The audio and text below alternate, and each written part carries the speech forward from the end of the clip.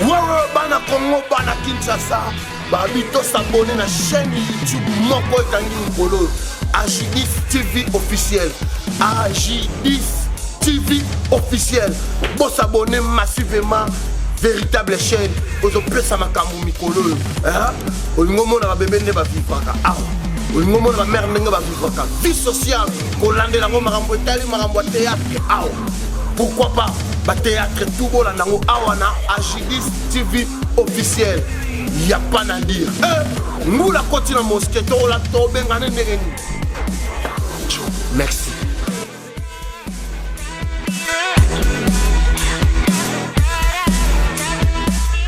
Alors bonjour, bonsoir, ça dépend l'heure où vous nous suivez, vous êtes sur AJ10 TV officiel. Je suis M. Patrick Kassongo.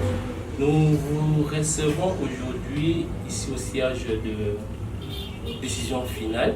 C'est une partie politique, je ne sais pas, c'est une structure politique, je ne sais pas. Là, nous sommes là avec le cordon qui va nous parler de l'histoire, l'historique. Mais en général, il va nous parler aussi de sujet de l'heure. L'émission va se passer en bilingue. Ça veut dire que non, nous allons parler français et le lingala pour une bonne édition. Bonjour, monsieur Le Cordon. Bonjour, mon frère Patrick. Oui, est-ce que vous pouvez vous présenter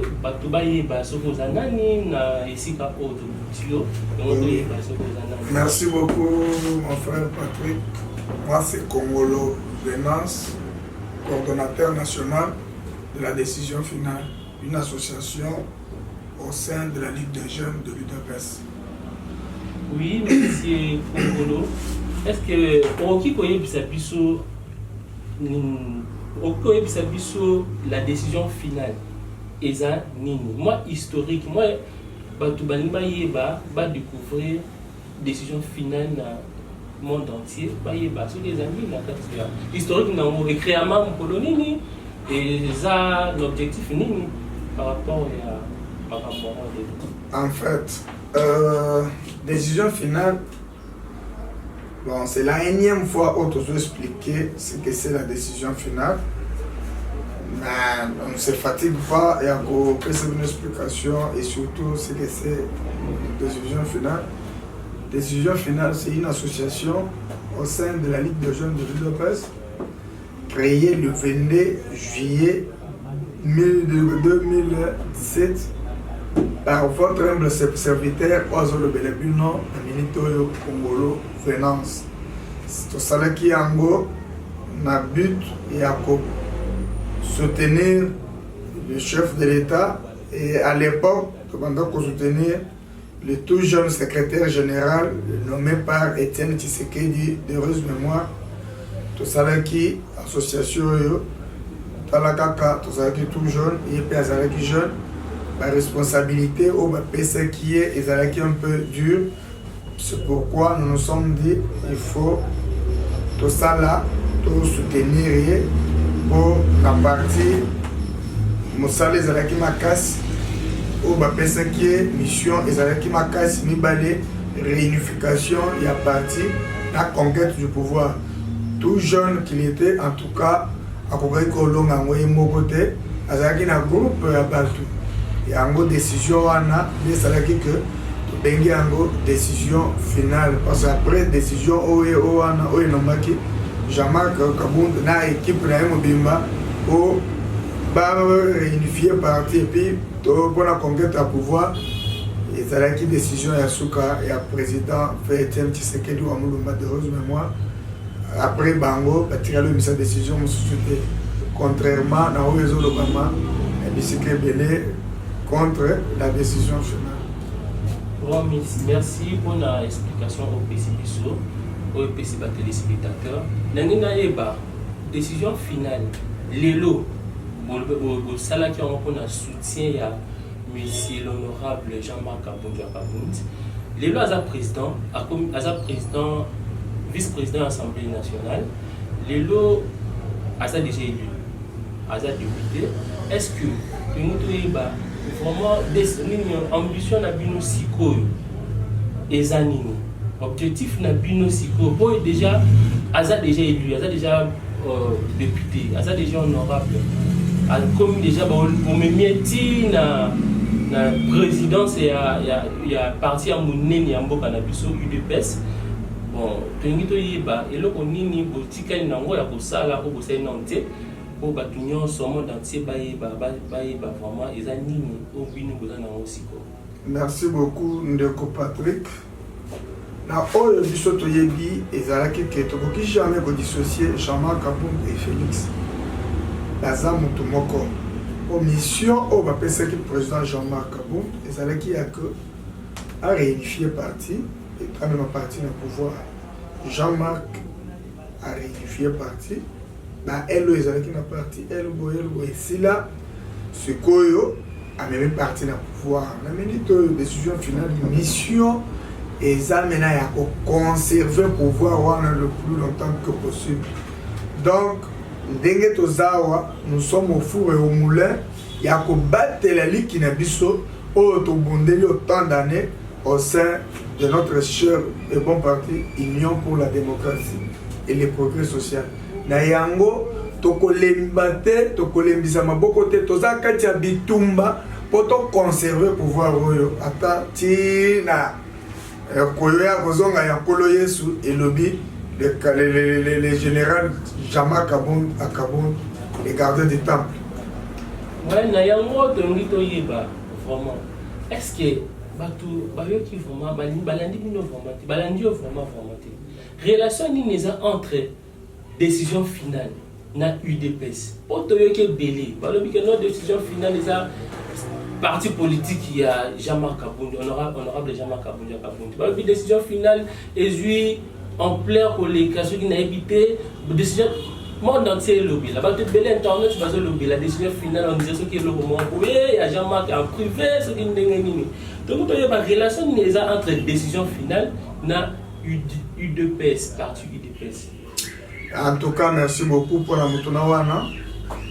À l'époque batuna président fait Etienne Tshisekedi wa Mulumba mutuna yake bayebi biso gozo préparer kaka mwana na yo para remplacer président Seka mingi. Etienne Tshisekedi o mutu nyonso ayebi wana Seka mingi ayebisa journaliste wana que na ko regretter soki litu nyonso nga nasali ezaka ya ko préparer mwana nanga moko ko former mwana nanga moko na former bato ebele makasi na yango décision finale. Au-delà d'être coordonnateur national de la décision finale, je suis secrétaire national en relations publiques de la Ligue des jeunes de l'IDPS. Donc, tu sois formation et pas Etienne Tshisekedi wa Mulumba, d'heureuse mémoire. Denge toza, olimisa bandeko, denge toza wa obligatoirement toza au sein de la Ligue des jeunes de l'IDPS. C'est une association au sein de la Ligue des jeunes de l'IDPS. Article 46, il y a statut de l'UDPS et PSI Ligue de jeunes et Mingisa. Il y a comme ça l'association, le regroupement et tout consomme, mutualité. Il y a un Ligue de jeunes. Donc, Oyo Ayebi Angote de Mutogomoni, Azokota la confusion. Il y a que décision finale sur un parti politique. Décision finale, c'est ceci, décision finale, c'est là.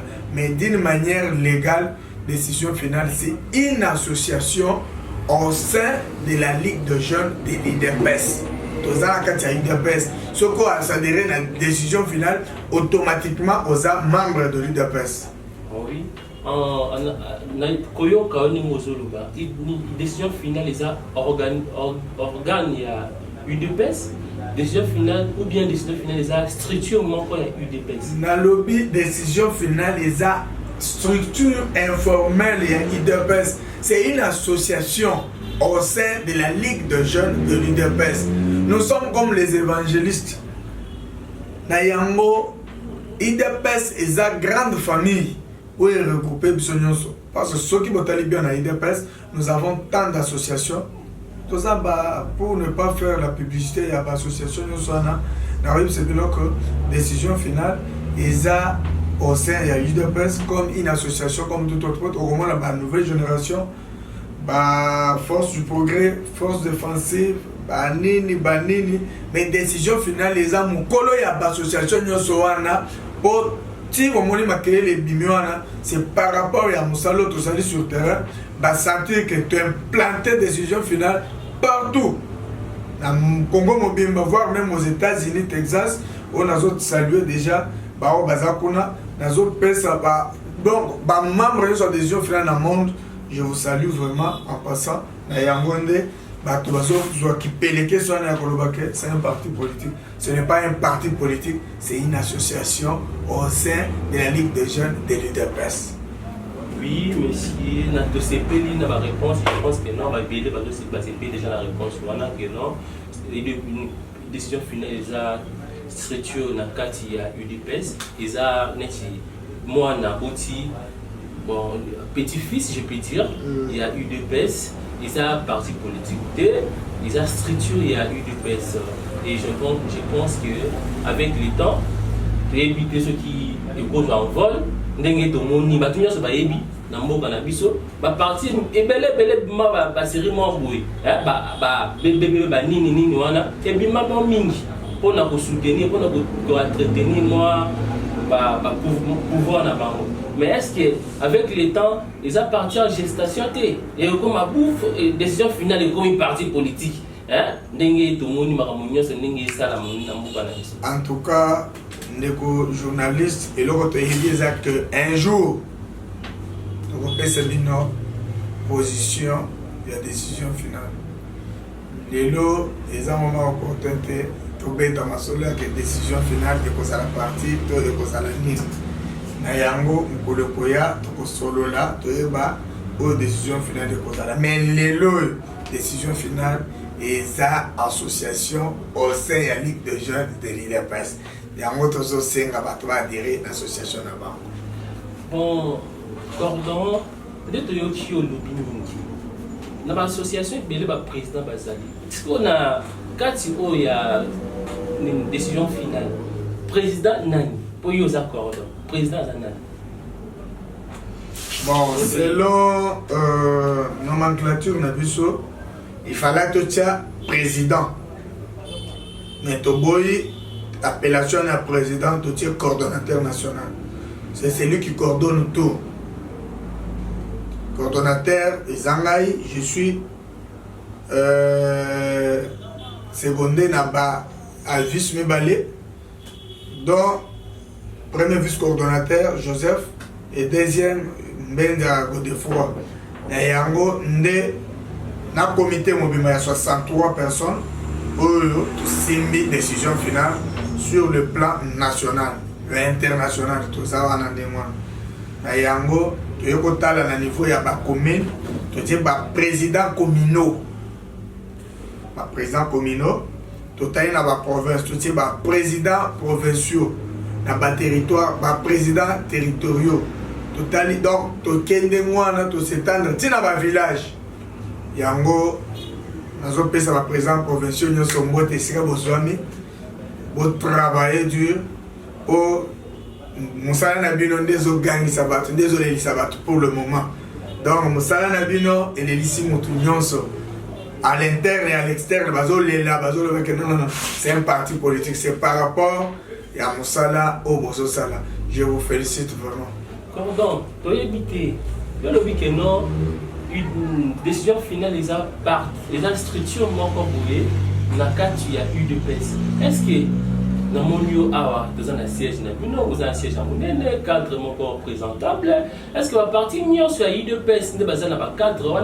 Est-ce que un cadre n'est pas est-ce que la structure il y a eu de pèse, nous sommes l'honorable président Jean-Marc Kabundi a privilégié la décision finale qui est la partie la structure il y a un des monde parce que tout le monde a décision finale mais si on a la structure il y a des moins recul moins visibilité dans votre siège il y a bien exalté il y a un non ah décision finale dans la siège, décision finale s'est implantée presque partout dans le Mobimba, décision finale dans Mamboka, par-ci par-là, dans le Congo Mobimba, tout la province de Bissonnion, ce n'est pas Monique, non, peut-être le président Jean-Marc Kabounda a payé sa moyen, il y a il faut s'implanter partout. Il y a ça va désordre, moi qui jalousie les couilles, il y a plus ça,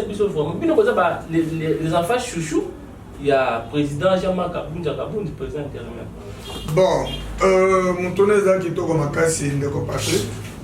Mais à ce que je sache, nous sommes une association qui, au sein de l'IDPS, réfléchit à Mingi, qu'on est une association au sein du parti pour avoir un siège. Siège est là présent, Jean-Marc Moutosson, il a pris ce bisotin. Mais biloko que siège ils ont bafouillé à effort de Somoko, moi et les amis. Donc, Moutakoki Kokosa, qui est stylo, ils ont un bureau, il y a décision finale, il n'y a pas président Jean-Marc, non. Biloko Nyon, ceux qui sont en télévision, tout. Et ça, Bisomoko, tout vendu, tout ça, non. Tous, tout se débrouillaka. Tout ça, les fonds, c'est 10 dollars par mois et par personne. Surtout, $10 par tête, tout ça, tout ça, mais loko boy. Moi, on a tout ça, tout ça, tout ça, boy. Des boy, beaucoup de cadres, on a biso, n'engue vendu boy. Mais, et le but est que la IDPS, l'association, ils ont un siège, ils ont une association, monsieur, ils ont un siège, c'est au sein du parti. La nouvelle génération, tu sais, oui, les raisons pour ta nouvelle génération, tu sais que. Ce que effectivement, ok, tu vas motocycliste, c'est normal. Mais décision finale d'être là, qui est là, tu dois réfléchir au-delà, il y a pensé à l'association, tu as siège, tu aurais commencé à la réunion de siège de l'IDPS, mais tu m'as dit que tout le temps, la réunion, ils ont belé, tu peux réfléchir comme il faut, se déplacer, tu vas cadre, il y a réflexion. Pour conserver le pouvoir le plus longtemps que possible. Bon, merci pour la biano au PC. Nous avons une partie de où il y a le président AI, il y a UDPS. Ils ont tout belé dérangé par rapport à nomination, il y a le président AI, l'honorable Jean-Marc Kaboundja. Et bien, le statut à l'IDPST, il y a une contestation. Et pas na bino na structure na bino il y a eu des pèses na 4 il y a eu des pèses aujourd'hui vont ndengeni en plus de tout ça na des choses na mwilo comment boya muki ya kubakisa na ni ba ignore ce bazo loba au IDP au l'honorable Jean-Marc Kaboundja a kangi IDPS et comment on dirait loko naye na le secrétaire général il y a parti, comme ici et là, on dirait à Bango encore. Yo, par rapport à yo, nous devons vivre, yo, les jeunes, nous devons vivre dans le Katiwana. Aux autres, Banini, Babatuana, Bawachamaki, l'élève du jour au lendemain. Bon, en fait, mon tournée est Togo, mais et là, qu'on a eu article 26, sa statut, c'est très clair. Et c'est qui vraiment, moi, mon pépé, moi, qui connaît ça, parti, mais pas quitter. Ils ont orchestré dans un groupe d'individus, 3-4 individus, quelques jeunes.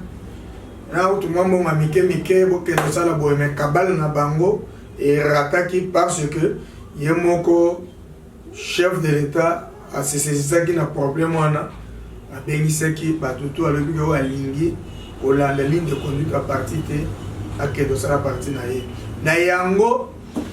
Statut la mission est clair. Et parmi les 4 personnalités, il y a même le juriste. Le juriste, c'est Bazawana. Donc, et cause à la passe, il y a un avocat, il y a beaucoup qui sont dans le campus, mais aux autres qui ont interprété mon article, il y a statut. Les autres, c'est qui ont dans la 6e primaire, mais il y a un juriste au côté en côté. Et là, on a vraiment un bangi si biso na juridisme na bino et zo les biso. Donc statut le but que l'empêchement définitif il y a président il y a parti. Mais chef de l'État, le président Félix Sakufite azan bomoy. Et d'ailleurs ce qui te continue et là on a comment que et là que Pekisi président Félix a géré na parti na république. Et ça, statut à IDPST. Et ça, des constitutions de la République. Ce qui est la constitution, le bagage en côté. Président, quand on se met sans problème. Mais, constitution des péquissiers. Il y a un moment vu la responsabilité à commune au niveau de la République.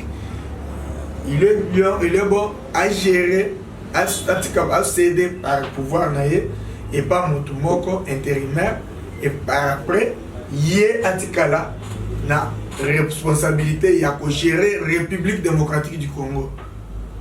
Agi par le pouvoir et à partir de PSI, leur cathédrale de la résistance, Jean-Marc Akabound, que je salue en passant, à PSI, pouvoir, on n'a pas yo Kamba et Loko.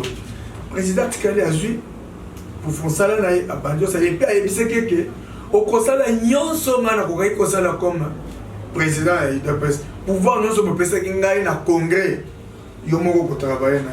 Yango wana nde tomoni bandeko Jean-Marc Akabound a commis pour évoquer bato mususu na parti. C'est ça. Oui. Pour nommer bato mususu na parti. Et ça vrai, il faut révoquer. Et ça pouvoir parmi mandat spécial, on a voté la mandat spécial, botanga yango bien. Vous êtes le juriste. Ceux qui ont interprété le mandat wana mabe, na évité bato ko expliquer ou ba yebi droit te ba ko ka mondenge nini. Ceux qui ont juriste au moko mais bato na zamba. Na yango nazo rappeler bango que mandat est très clair na lingala et le biboye. Ngai Félix Antoine Tshisekedi Tshilombo nazu pouvoir na ngai à partir vi musala nazana ngo ya mboka ya kokamba mboka na kokoka kokamba biloko nyonso mibalete na yango nazu mandat oyo ya kokamba parti na pesi président Jean-Marc Akabound secrétaire général à l'époque na pesi mandat oyo azala président intérimaire ya parti mais a joué rôle nyonso ngana kokaki ko jouer étant président ya parti oyo na mandat oyo bapesa ngai na congrès ya kobengana ya kosala nyonso ngana kokaki kosala nde mosala bapesi président Félix apesaki président Jean-Marc Akabound na yango biso nyonso to appuyer yesima to pesi mokako soir to lobi ke travailler ezamba la liboso a jouer rôle wana te a jouer ki angoli susu tango président Etienne Akufaki président Jean-Marc atikalaki sur na parti na maboko o bato so bazo kanga wana mutu moko ko fongola mbanga alo ba ke batikela ke parti o lelo tous en pouvoir basa ba corruptible bato nyonso zo mona wana basa bato vani na bango des années nous le maîtrisons très bien que personne n'ose ya koloba que non aza vraiment incorruptible qui n'est ko Jean-Marc Akabound Jean-Marc est incorruptible ndenge bozo mona wana donc totikali na ye na pouvoir na maboko Kabila zbanda ko ki pesa ba millions pour attirer premier ministre. Akeo le kotabati bala ba o ba vice président Akabound boya ki atikala ki constant. Mais lelo batoyo ba kendeki de gauche droite ba mbrière de ba zongi ce que non et ba c'est pour pouvoir ba c'est pour parti. Pour ba kendo comploter na caméra bazwa pour parti ba zongi ça et pas ya caméra ba biso en difficulté na 2023. De Timbeli des agents d'Abino et Cécilie. Décision finale et c'est élément comme un seul homme. Si ma président Jean-Marc Akabound Omeki au Boukani. Oh, il y a un Bino, le président Jean-Marc Akabound a zui. Il aurait. Internet, chiffre Jean-Marc de pas comme la partie gestion na yeto ba isute akomosa la partie nenga lingi akomozwa mbongo nenga lingi bon nayoki que non ba enrichissement illicitement boyé asombi le pango mambo na Kingabwa double parcelle les a 1 million 800 000 $.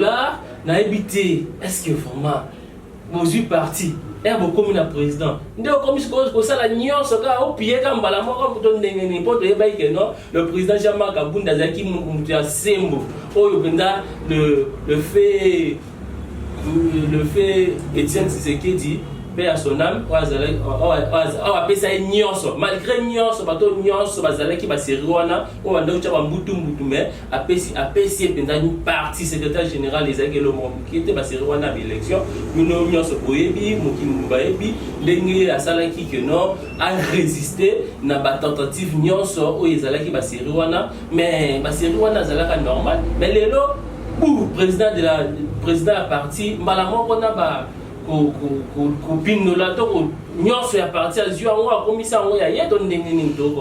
tout cas, ngai naza na statut ya parti na moni nulle part au bakomi que aux statut nulle part au bakomi que Jean-Marc Kabound a coquille kosomba le pangote.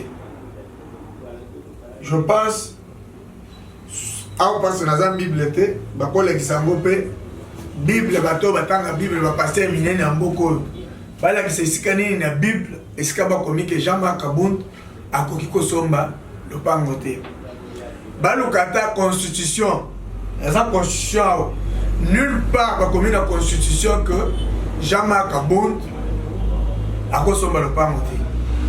So il doit dans la constitution, il doit être Coran et pas musulman. Nulle part comment que Jean-Marc Kabound a kosomba le pangote. Donc, les infos débat, on a bien ça que Jean-Marc Kabound jusqu'à ce jour à la locataire, dans moi fils de terroir, na vandi na Kingabwa, esika moko pe aza avandi na moni nulle part Kabound a sombi le pango ya montant oyo bazo bimisa wana et surtout Kingabwa le pango chiffre en ezate. Donc ndenge zawana Jean-Marc Kabound ti lelo aza locataire avandi na azo futela azo tonga kamanda kuwana ndako na ye eza asa présent parti moto soki aye na eloko ede ngai nanu dans un coordonnateur national ya décision finale. Combien de bato bazoya na biloko yake bapesa ngai basoutenir ngai na oyo nazosala neti lutte baza ebele à combien de fois plus fort que président Jean-Marc Kabound akoki kozwa bato ademande ebele te et surtout na mosala asali ya koloma biso na pouvoir. Donc bato bazoloba biloko wana baza animé na mauvaise foi. Donc Jean-Marc Kabound aza mieux placé à kosombata vraiment commune ou bien limité comme il y a quoi la terre le coin biso ko to le jour et nuit a son bata commune ou bien limité comme il y a moko on a sacrifice nyonso ya ndimi asali ba ko mele tina mona kaka ko tozo ambrier anima mbongo tozo pouvoir mais et tozo na pouvoir mais atikala qui vraiment serein constat tozo pouvoir animer pas signon sur promoto avant ni mwana kisasa bo bimbo soko tamboli banda kwa minene na bagombenyo swana botu na bato bazolo bawana ba immeuble minene partout to yebi bakolona yango très bien mais Kabound asomba kama le pango na Kingabwa bino nyonso bo yebi Kingabwa ezawa Kingabwa ezana se makasi mapango ezaga ba 40 000 30 000 mais matakuna na bagombe ba mapango ba millions ezawa pourquoi bazoke de contrôler ba bakolona yango te mais lelo Kabound asomba kama le pango président d'un parti politique azalaka locataire secrétaire général ya IDPS Jean-Paul Augustin Kabound azalaka locataire wana bango bazobeta maboko mais soki bayoki asombi kama le pango kama etenya mabele atonga pe avanda babando déranger te ke loyer mbongo loyer wana ba ameminga. Donc eloko wana eza kindoki soki ozalaki na parti na kindoki yake bacadre parti osomba le pango te. En tout cas tozoyebi biso ke yo nde okokufa liwa mabe tokotikala na bango parce que bango nde neti baza neti lampe ya parti na minute oyo. Pardon, TV Zangonga tozotambola talaka tokende maleme tongi toza baimpression na yo parce que ebele bazoloba oui baremarke eza que non le président oyo ya AI oyo ya président Jean-Marc Kabound président AI de l'UDPS président Jean-Marc Kabound depuis akoma place wana UDPS ezoperdre bato babano kanisa neti ka lelo bokomi na présidence tokomona UDPS s'implanter partout oyo bakokaki kozwa badepute te mais ti sikoyo toyebite eza stratégie na bino to ndenge nini ti sikoyo tomona ndire botikela bato mosusu banzela bino bozonga nsima eza nini. En tout cas moto azolobaka UDPS ezokende na kokufa ayebi te seka atambolaka te. UDPS ekomi plus fort que kala ba décision finale nanoyo nayebi simile eza conseil ya UDPS to implanter décision finale tina mai soki adhéré na décision finale d'office oza membre de l'UDPS déjà okolanda mot d'ordre ya UDPS obligatoirement okozala au sein ya UDPS na yango l'IDPS est plus fort les lots pour les cacala. Oh, toutes les associations est belle au sein de l'IDPS. Oh, mon salaire au salaire m'a vraiment manqué sur la nouvelle génération. Elles ont implanté partout avec le ministre Junior Mat. C'est au sein de l'IDPS. Tous les associations est belle où ils ont travaillé ma classe, ils ont fatigué, ils ont travaillé au sein de l'IDPS. Tous les est belle, tu as adhéré belle, les lots tous dans la partie politique où on est dans l'IDPS pour décision finale ya ngomoko et les gina parti minene to banda obenga eza parti minene na mboko to yo to ibelaka ba kombo réunion ba kota kate les lots na ko comparer décision finale ya MLC décision finale les MLC na munene pour ba réunion zo kota partout MLC na kingabo eza la réunion na limité avec ça réunion ba ça nulle part mais biso décision finale nous sommes partout au-delà ya ba curieux ba landaka kingani obemba décision finale l'équipe bango déjà na munene. Oui, cordon tozo kindi malembe. Makambo monsieur Sezoya. Neti makambo tozo kamakambo ya honorable Jama Kabundi place Aza que non moi mention mon bouezo circuler moi quelques députés mon boué ba signer pour na ba destituer place Aza na vice premier président de l'Assemblée nationale. Yo par rapport à yo, au moins les locaux on a cabal n'est pas bien en cabal na bango. Est-ce que vous simbate yo le belana no batu IDPS ba muki mazolanda yo. Problème en toza na moto vivre chaque jour. Honorable Jama Kabundi coalition. N'a qu'on profiter pour la lancer message na madame Mabunda. Maman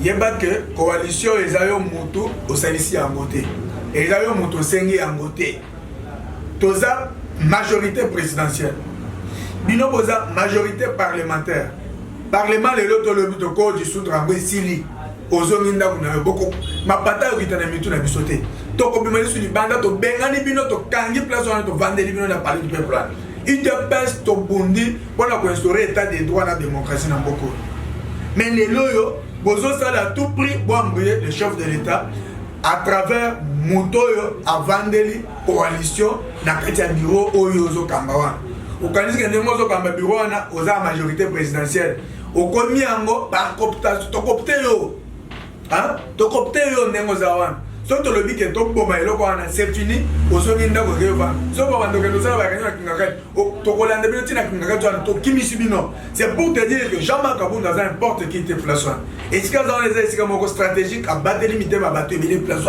biso tout misu na biso zotala ye so ki ozotala ko sala théâtre ya ko embrouiller ko s'embrouiller Jean-Marc ko s'embrouiller yo moko s'embrouiller Kabila parce qu'il y a ko kima Jean-Marc Kabutika là à sa président parti au pouvoir à vivre sous très bien comme il faut. Ah oui, on va souffrir maman. Naïbina que non, Balandi Agidis TV, vous allez toujours connecté, vous allez toujours branché dans Agidis TV. Boyo ka nyonso o lelo to suto to lobelité to lobelango à la prochaine occasion. Oza place na biso, eza ndako na biso, soki bolingo yeba information nyonso ya UDPS ya décision finale, vous allez toujours connecté sur le page il y a Agidis TV officiel na YouTube, vous allez connecté, vous abonner massivement. Oyo to ngai to loba siko. Yango makambo état de droit. On a bien par rapport à l'action de la justice à Nicolo. Tout ce qui se déplace, on a dit. Marambo, bakangi. Veut dire que non, naoki que non, bokani par rapport à bakanga, kanga bino bokani pe mutumo boué, bokangi. Examine, papa. Les règlements des causes. Les compatriotes, nul n'est au-dessus de la loi. Tout le monde qui loi nabiso et surtout justice nabiso, ils allaient qui bafouer ao. Par M. Kabila na batunaye. Ce qui m'a dit bakimi si bengi bakati. Mais avec Fatih Tolobi, tu instauré état de droit na démocratie. Vrai état de droit et kohuta na respect des tests. Yo ce qui osali lisumu, osali mbemba okanisike parce que oza directeur cabinet, oza kenga bakotika yo. Non. La justice va te suivre. Et puis toboye qui même mise la justice en mboka na biso ko balandi ba juriste ba juge sauf que bango bien ba manteli bango ba salaire ba très bien moyen corrompre les até parce que aibi aussi ba 4500 na chaque mois asimbi 3000 na chaque mois et ko aider ali asomba saka loso na cercle c'est mule ko tananda o corrompre et ko sala nini bien malaki et ça profitera na rien na yango yo ozala nan ezala likambo nini soki yo oyebi ke oza touché oza cité na likambo moko na mboka na biso oyo etali corruption vol nini nyonso ekozala ya mabe oyo bato bazodeplore yebake place na yo ekozala na prison esalami kaka mpona babola te mpona bakuluna te prison na minute oyo papa soki okei kuna okuta vraiment okangisi kamere mpona 2023 okangisi kamere te tokokangisi mpona nini aza mutu na biso kamere totambola na campagne tosali na ye mosala justice nde ezosala mosala bapekisi biso na parti tolobela likambo wana tokota makambo wana justice yango moko otinda biso tokende na makambo ya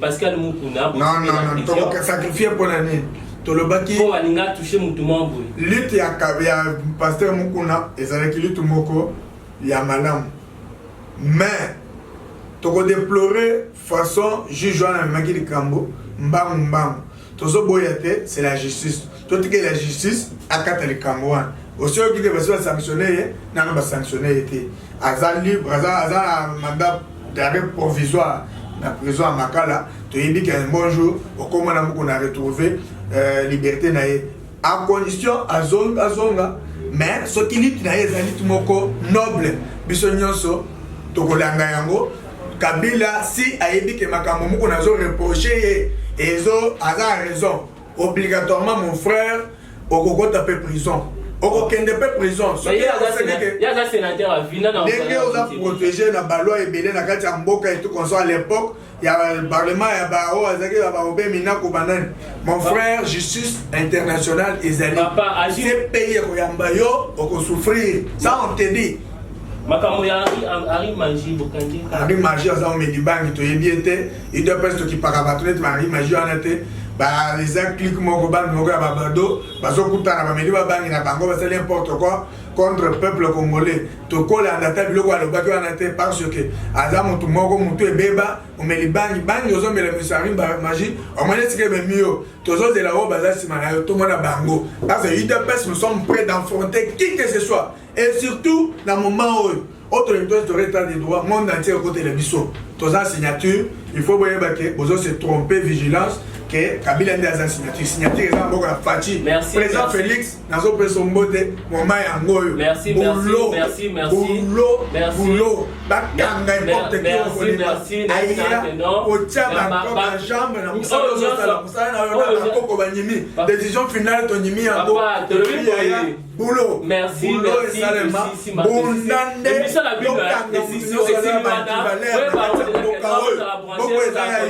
boko eza bato mboko baleka mikolo te baleka babola te tolingi topekakondima te opaya kwamburie biso na mboka na biso moko baminere yo ozoyiba baminere oza gouverneur okanisiki kuna nde okoyiba ozali nyonso okoki kosala parce que oza yo moko oza poisson dans l'eau tu te trompes monsieur le gouverneur tu seras poursuivi. Merci, la commission la lutte contre la corruption. On va t'arrêter, on va te poursuivre. Merci, par là,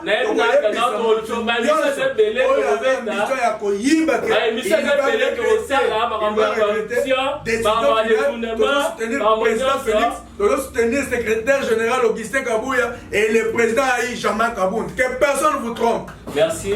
Tokomina Souka, la moni que non, tout s'est déchaîné. Veut dire que non, tout s'est déchaîné. Yambalo. Adhésion. Parce que adhérer à parti d'Abino. La décision finale de l'association d'Abino. Vous adhérez à l'association d'Abino, c'est la décision finale. Boya, tous les bénéficiaires sont besoin de vous adhérer. Le Basouka, on peut savoir où il y a yo, il m'a posé président cordon.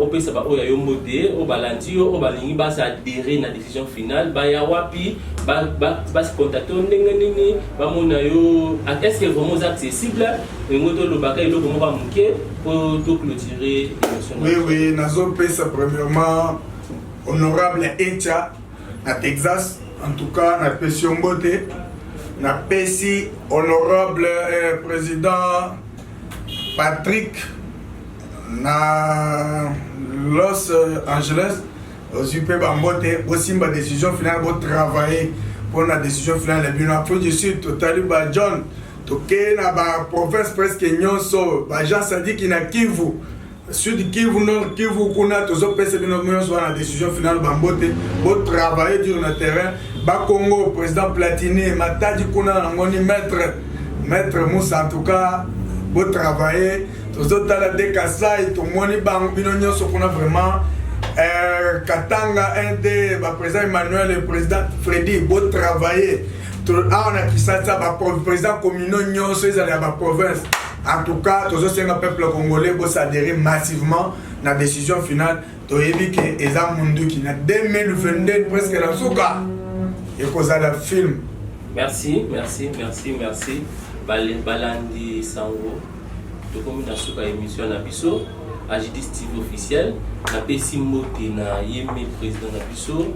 Boniface Kitingi place à Za na France na pesi moto ya maître oya kambai ngai wa sunga kinga maître Grégoire Molongoi na pesi moto na maître Emmanuel Okamba na pesi moto na makamana na nyonso o bazolanda biso siko na France mais Didier Deschamps na pesi moto na José Mangelo na pesi mbote na DJ Boyoko na France. Zape mbote DJ Boyoko na bosani yote. Mbote na yo yango wana wa pesi yo na pesi mbote na ndebande na biso nyonso famille noire place Bazar na États-Unis na Belgique frontière Lina na mobile na ye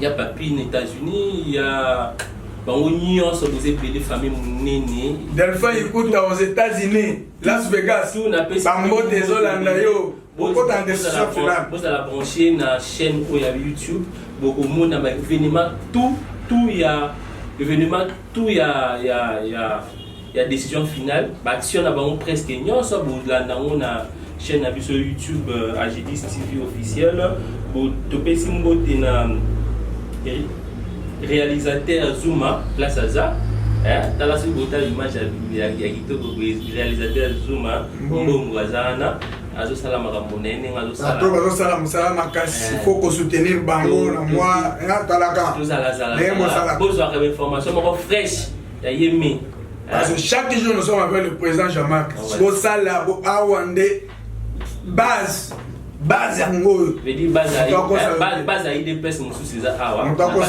la 14e prix nous sommes sur la 14e chaque jour nous sommes avec le président Jean-Marc chaque jour nous avons des informations fraîches il y a source eux autres en balabala tout soutenir Jean-Marc c'est un modèle à suivre. Merci tous ceux qui en a abonnez-vous massivement sur Agidis TV officiel abonnez-vous massivement pour que monde na biloko nyonso vous en avez information ça veut dire que non au théâtre au nini ce qui série ce qui nini voilà non là nous sommes à la carte Agidis TV officiel vous avez la branche belé la découverte comment investir dans la RDC comment investir dans la jeunesse tous ça on a pour néango pour soutenir biso tous ça on a partout au Benga tous ça on a merci ciao à la prochaine. En tout cas bana Union pour la démocratie et le progrès social IDPS en cycle bana décision finale de tout nouvelle génération toutes les associations sont du parti pour s'abonner à Agidis TV parce que y a une chaîne à solo chaîne à Malonga Agidis TV et kokende na biso musika et comme mabino musika pour comment on fait na misu mi balebo yo ndongolo misu okosambwa na Agidis TV.